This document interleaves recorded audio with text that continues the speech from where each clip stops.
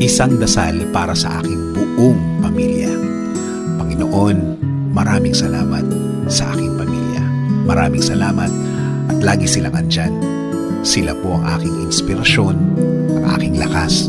Sila po ang nagiging kakampi ko sa mga pagsubok ng buhay at laging nakaalalay kapag kailangan ko ng suporta.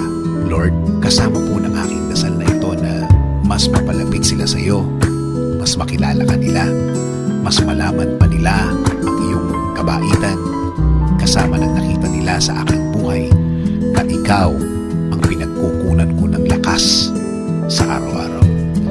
Kasama na rin ang aking dinadasal na tulungan niyo rin ang bawat isa sa kanila sa tuwing kailangan nila ng tulong ninyo, Lord. Tulad na lang ng pagtulong na ginagawa mo para sa akin every time na kailangan ko po ng tulong niyo. Palagi niyo silang samahan at protektahan sa lahat ng oras.